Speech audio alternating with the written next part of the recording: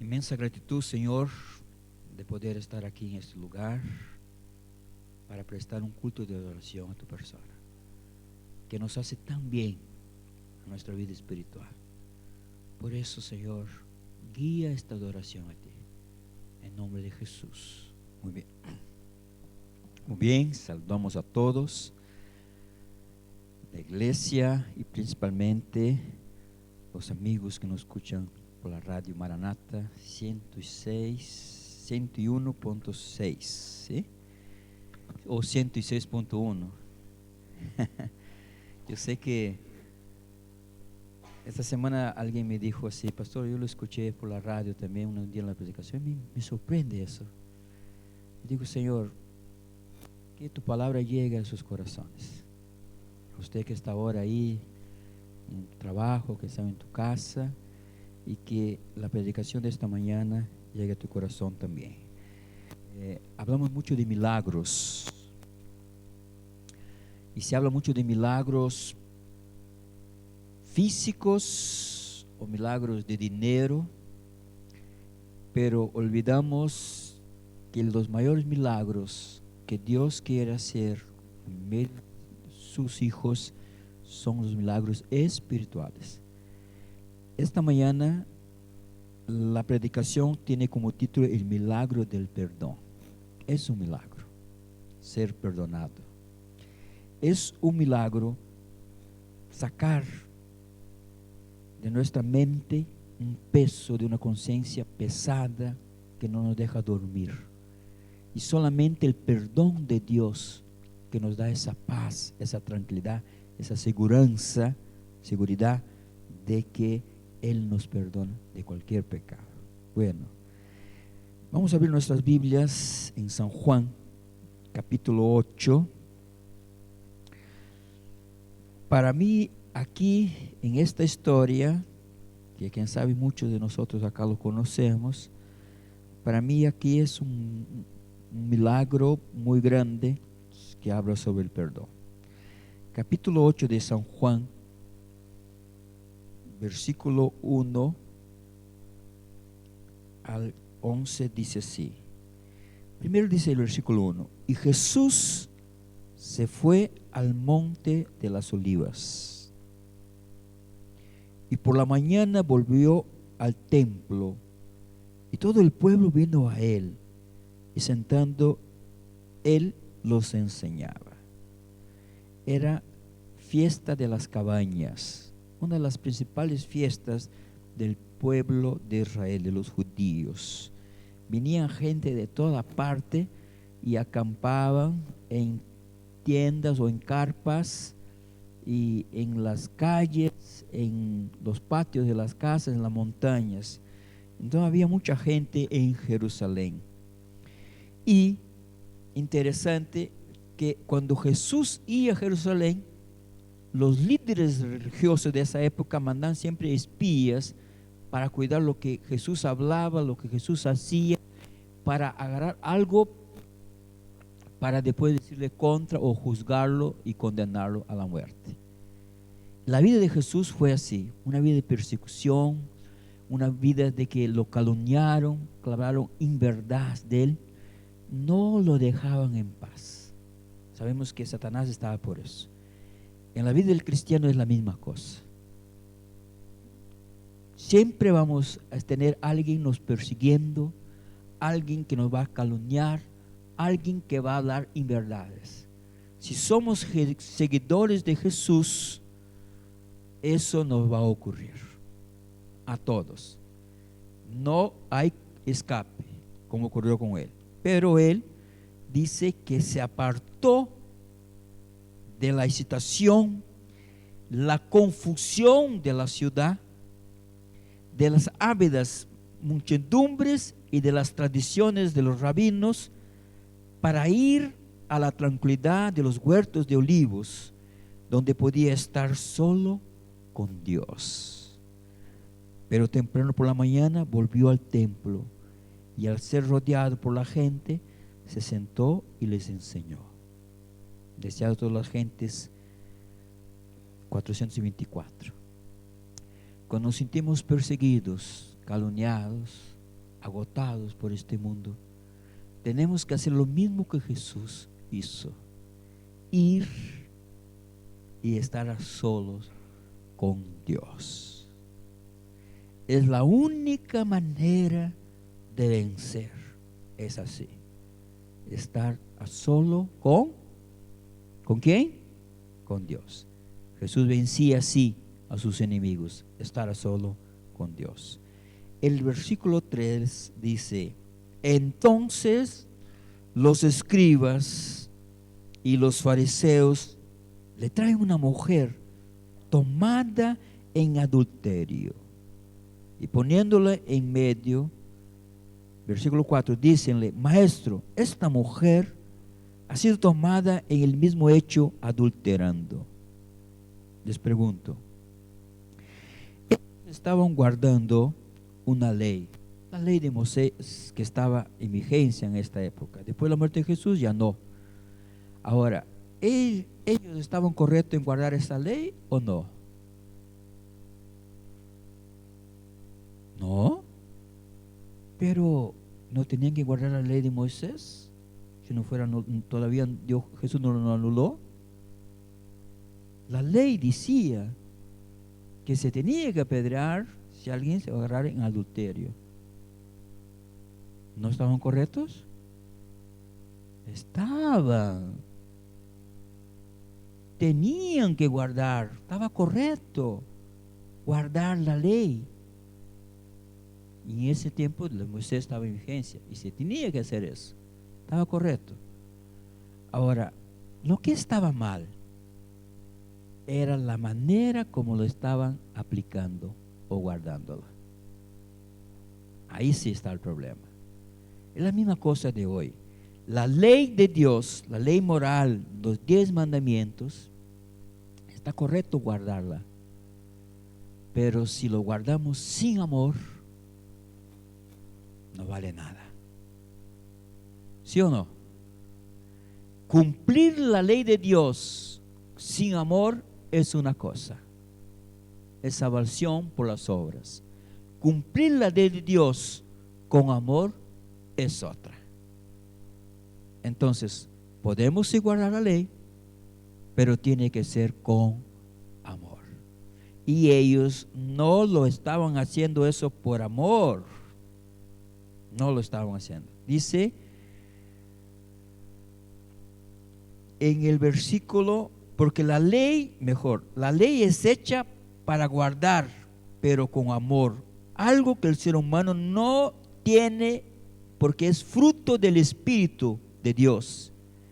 Quien guarda la ley sin amor es lo mismo que nada. O mejor, quien guarda la ley de Dios sin el Espíritu de Dios es lo mismo que nada. Porque el amor es fruto del Espíritu y necesito de ese Espíritu para guardar esa ley de Dios. Sin el Espíritu de Dios no logro guardar la ley de Dios con amor. ¿Está bien? Versículo 5 dice: y en la ley Moisés nos mandó apedrear a las tales. ¿Tú pues qué dices? Mas esto decían tentándole, para poder acusarle. Empero Jesús, inclinando hacia abajo, escribía en tierra con el dedo. Muy bien. Saben, esta mujer no es la misma mujer que estuvo a los pies de Jesús poniendo ese perfume de nardo. No es María Magdalena. Esta mujer no es la hermana de Lázaro. No es. No hay bíblicamente o por la profecía no se prueba eso. Algunos dicen, mas no es. Ahora, lo dicen por decir, pero bíblicamente no es eso. Posiblemente esta mujer era casada. Sí fue la mujer que estaba al pie de la cruz, sí. Posiblemente era casada. Y quien armó, porque ella por circunstancias de la vida que llevaba, estaba traicionando, estaba adulterando, y fue inducida al error, fue llevada al error, al adulterio, y como lo armaron ahí una situación para atraparla en adulterio. ¿Ya? La verdad, los que estaban ahí armaron un teatro. ¿Saben qué es un teatro? En un teatro se necesita de actores.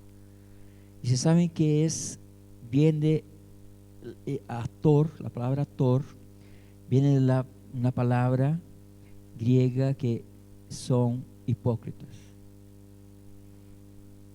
Los actores de las películas, de las novelas, en fin, ellos lo hacen eso, algo que no es una verdad. Arman un teatro. El hipócrita, él arma un teatro, lo hace parecer como una verdad, lo dice como una verdad, algo que no es. Por eso que cuando dijimos, bueno, esa persona es una hipócrita, no debemos decirle mucho hipócrita porque ofende mucho. Debemos decir buen actor o una buena actriz, pero lo es. ¿Ah? Ellos fueron buenos actores y buenas actrices. Lo armaron bien el teatro y pusieron a esa mujer enfrente de Jesús. Lo agarramos en adulterio, Señor. ¿Qué tú dices? La ley dice apedrearlo, pero tú, ¿qué dices?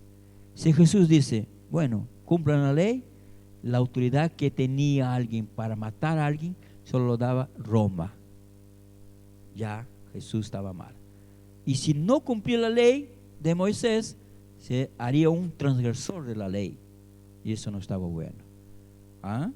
Ahora, esta mujer, miren la injusticia que estaban haciendo. Llevaron solamente a ella y no llevaron al hombre. Estaba en adulterio, y si vamos a la ley de Moisés, cuando los dos eran agarrados de adulterio, los dos eran condenados a pedrados. Ella nomás. Ya está viendo cómo lo están cumpliendo, pero de una manera sin amor, injusta. Bueno, el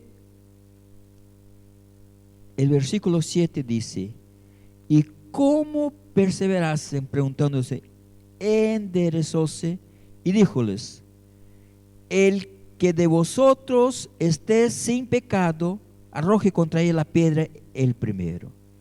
Y volviendo a inclinarse hacia abajo, escribió en la tierra. Bueno, miren, ellos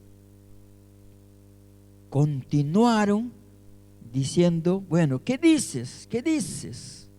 Y Jesús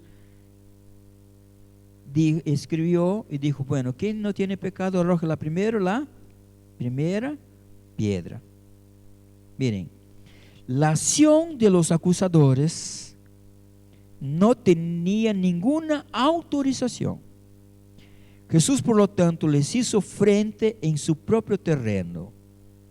La ley especificaba que al castigar por apedreamiento, los testigos del caso debían arrojar la primera piedra.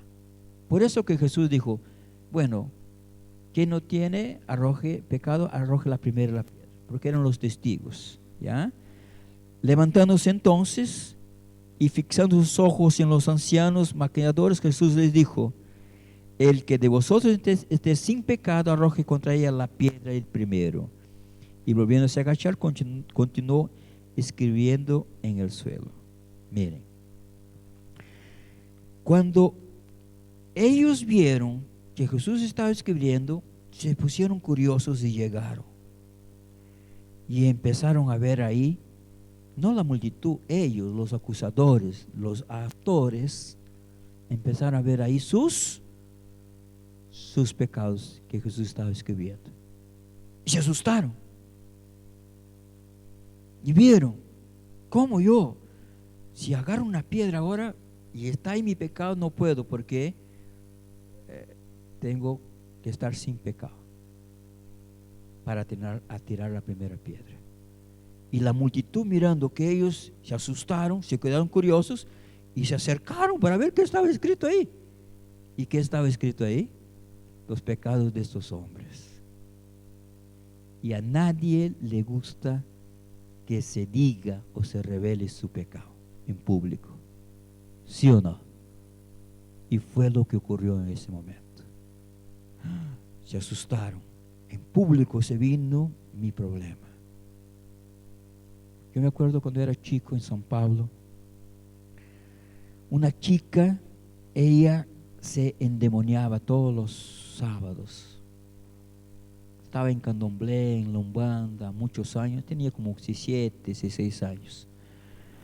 Y había un problema, que toda vez se endemoniaba y hacía un alboroto en la iglesia, se levantaba. Mi padre era un hombre fuerte y otros más fuertes lo agarraban de 8 muchas veces. Y ella bien flaquita, lo llevaban abajo, donde había la sala de los niños, la escuela de la iglesia, la escuela adventista, y ahí empezaban a orar y orar, y los niños, nosotros quedamos afuera por queriendo ver la ventana. Y yo también quería ver la curiosidad, cómo estaban ahí adentro, qué pasaba con esa chica, salía gritando entre la iglesia. Pero después me entero que algunos hermanos venían ahí y dije, en nombre de Jesús te ve. Y una hermana le dice así, y el diablo le dice así, ¿qué te pasa? ¿Escuchas mis músicas? ¿Hablas? Eres una chismosa. Y le empezó a hablar todos sus pecados. Ella se quedó blanca y no habló más. A nadie le gusta que se pongan sus pecados enfrente de todos. A nadie les gusta eso. Y es que lo ocurrió con ellos. Por eso que ninguno agarró una piedra y la tiró. Bueno, versículo 9. Oyendo pues ellos, reguardidos la conciencia, porque les pesó su conciencia, salíanse uno a uno, comenzando desde los más viejos hasta los postreros, y quedó solo Jesús y la mujer que estaba en medio. Bueno, se salieron con vergüenza de ahí. Aquí hay una lección a aprender. Antes de hablarnos de alguien, primero tenemos que hacer un examen de nosotros mismos. Antes de decir algo malo de alguien que vio, que pasó, que está haciendo, debemos primero hacer un examen de nosotros. ¿Cómo yo estoy? ¿Cómo está mi vida? ¿Yo puedo hablar? ¿Yo puedo decir eso de mi hermano o de esa persona? ¿Puedo hablar eso o no? Antes de hablar de alguien o mal de alguien, debemos hacer un examen de nosotros, de cómo está nuestra vida.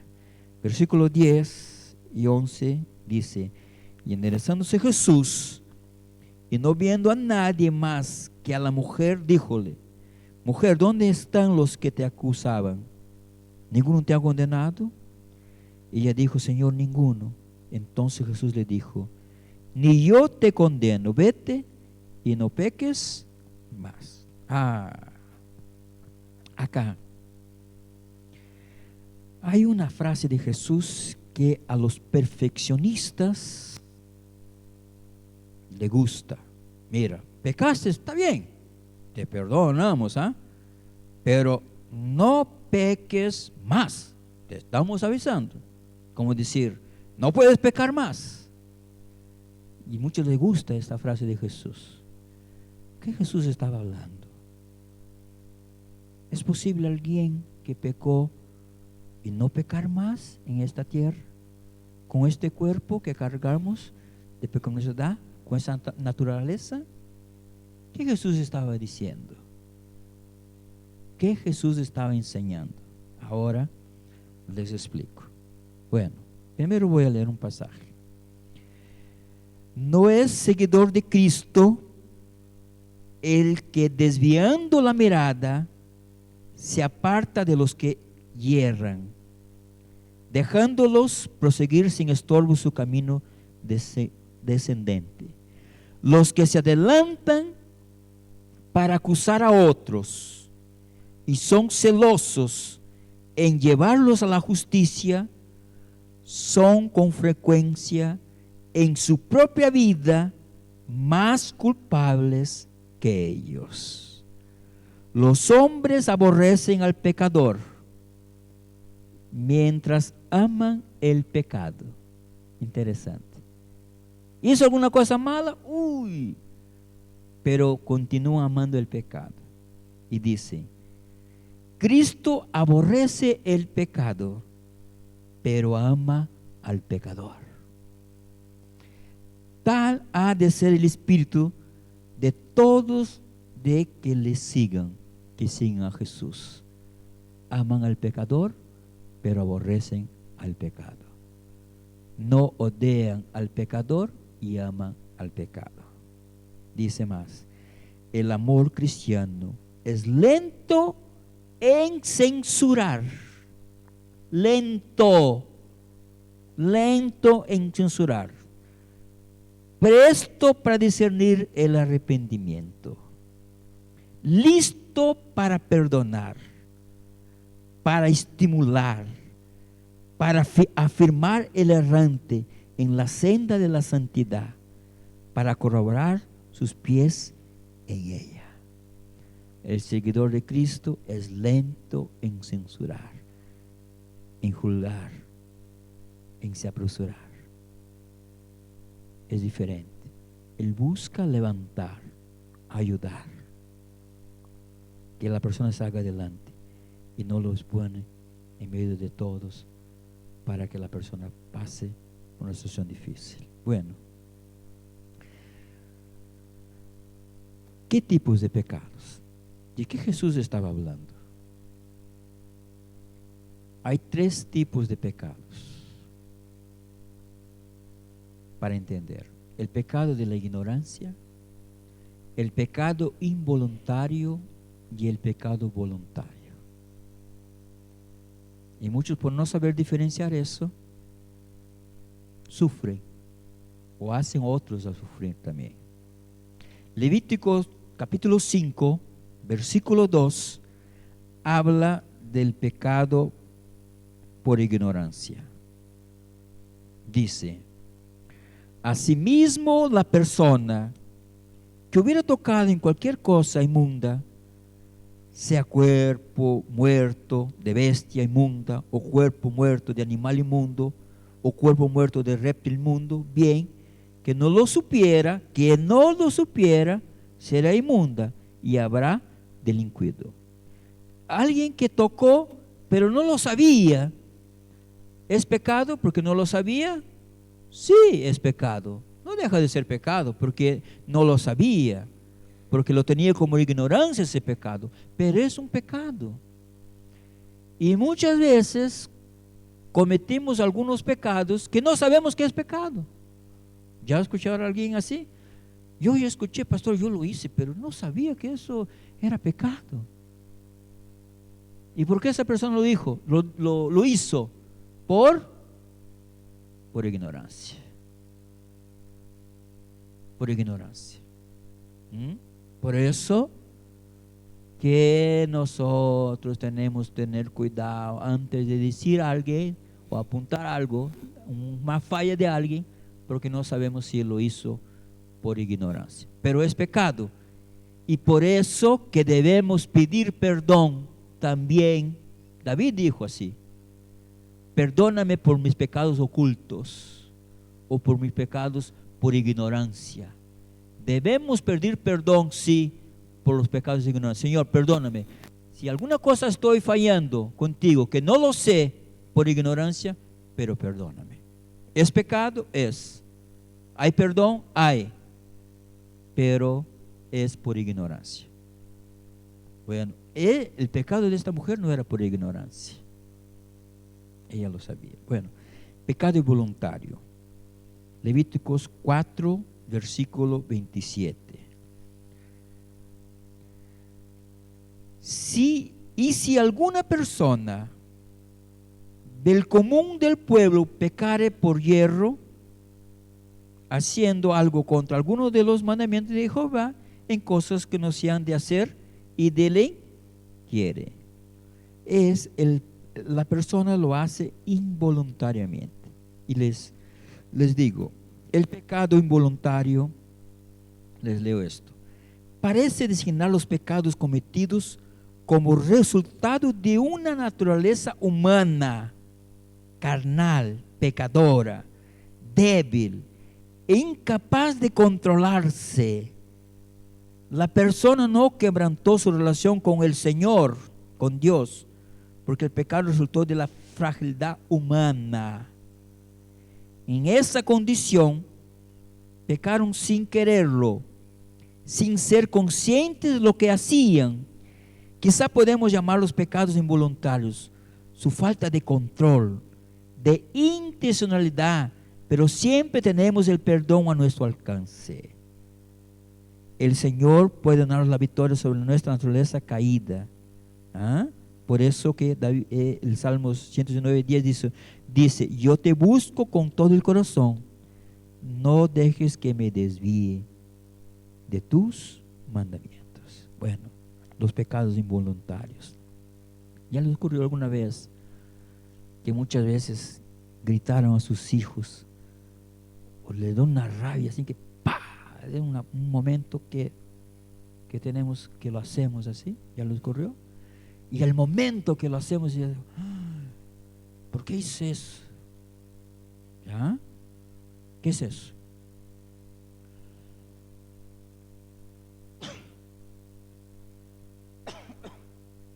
¿Qué es la falta de control? De ese dominio.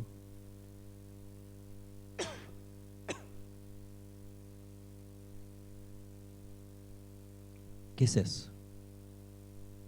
La naturaleza mala que está en mí. Cuando hago una cosa que después digo, Señor, ya pedimos perdón. Y eso ocurre en un matrimonio, con los hijos, en el trabajo. Cuando hacemos una cosa, mira, me salió mal. No quería, pero lo hice. Y eso está dentro de nosotros. Y muchas veces no lo podemos dominar. Esos son los pecados involuntarios que nos acompañan. Escuchen lo que voy a decir. Que nos acompañan hasta que salgamos de este cuerpo corrupto para un cuerpo incorrupto. Pero cuanto más estamos con Jesús, los pecados involuntarios disminuyen, pero no desaparecen.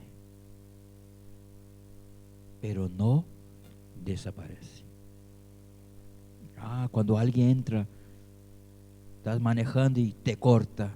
¡Oh! ¡Uy! ¿Cómo dices? Le hablé una cosa que no debía decir. Involuntario. Y le digo, yo no soy un convertido, no soy un cristiano. Ay, Señor, ¿cuándo me convertiré? No, está ahí. Está dentro de nosotros. ¿Tiene que disminuir? Tiene. ¿Tiene que se quedar chiquito? Tiene. Y solo con Jesús. No hay otra manera. Pero esa lucha nos acompaña hasta el fin, infelizmente. Ahora, el pecado voluntario.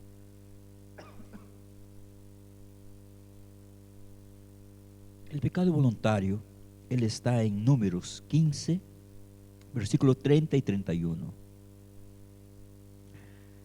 Dice, mas la persona que hiciere algo con altiva mano, arrogancia, así el natural como el extranjero, a Jehová injurió, y a la tal persona será cortada de en medio de su pueblo, por cuanto tuvo en poco la palabra de Jehová, y dio por nulo su mandamiento.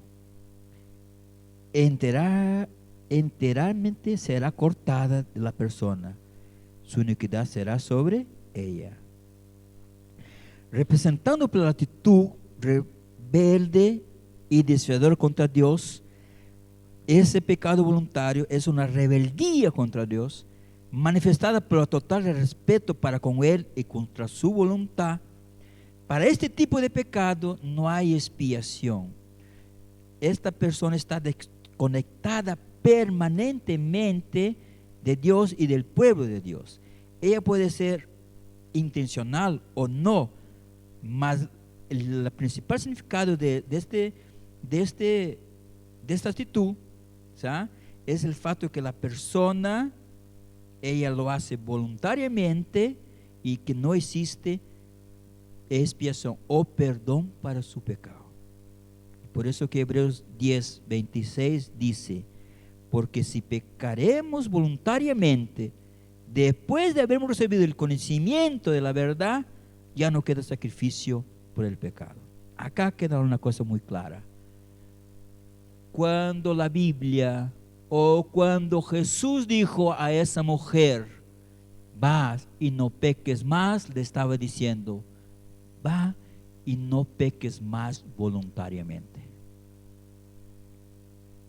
Va y no peques más voluntariamente. No lo hagas más como una rebeldía. Te voy a perdonar, pero no lo vuelvas a hacer, porque lo sabes que eso es algo malo. No lo hagas más voluntariamente. Ahí, este pecado voluntario, tanto la Biblia como la profecía dice que sí lo tenemos que vencer acá en esta vida en la tierra.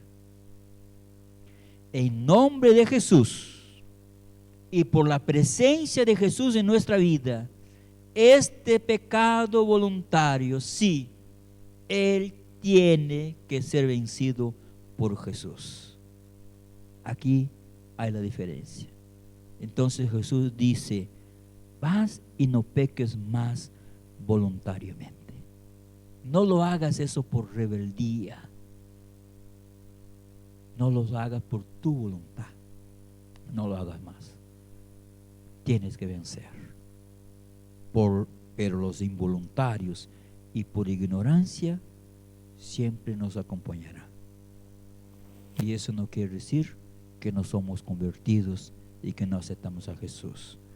Pero si lo hacemos voluntariamente, eso es rebeldía. Ambos son pecados: ignorancia, involuntario, y por voluntad propia, por rebeldía. Ambos son pecados y ambos Dios perdona. Eso es lo más lindo, que a los tres Dios perdona. Yo no sé cuál es tu lucha. Si haces alguna cosa por ignorancia, si lo haces algunas cosas involuntarias, o si estás haciendo alguna cosa por voluntad propia. Pero te digo una cosa: el milagro del Señor, que es el perdón, está a tu disposición. Y en una santa cena, o mejor en el lavapiés que hacemos como iglesia adventista es no solamente una humildad de que somos iguales, pero representa un rebautismo. Y la Santa Cena representa el perdón de Dios para nosotros, para quedarnos en paz con Él y con el próximo. Nosotros, como adventistas, no decimos que todos solamente que son bautizados pueden participar de la Santa Cena en la iglesia adventista, pero orientamos sí. Si tú tienes algún vicio de cigarro, de bebida, de tomar, evítalo. O decide, de ahora en adelante, Señor, no lo voy a hacer más. O si hay algún problema y dices, bueno, de aquí en adelante, Señor, lo voy a abandonar, no impedimos de que participes de la cena del Señor, porque el Señor está dispuesto a perdonar. Le da alegría. Él tiene una alegría en perdonarnos. ¿Cuáles sean los pecados? por ignorancia, los involuntarios o los voluntarios. Él está dispuesto siempre a nos perdonar. Vamos a orar. Señor, Señor, gracias por tu amor, por tu gracia, por tu perdón. Esa mujer, por más que lo hicieron de propósito, de una manera así, que no debían hacerlo, pero ella estaba mal, no estaba bien. Necesitaba de tu perdón, necesitaba de tu salvación, y tú le diste, porque viniste a esta tierra para salvarla. Así como viniste para salvarnos, nosotros somos ella. Necesitamos de tu perdón, de tu salvación y una nueva oportunidad. Perdona nuestros pecados, pecados por ignorancia, pecados ocultos que muchas veces no los vemos, pecados involuntarios que nos enferman, que nos dejan mal. Perdónanos por ellos. Perdona los pecados voluntarios y pedimos, hazlos vencer. Por favor, ayúdanos a vencerlos. En nombre de Jesús.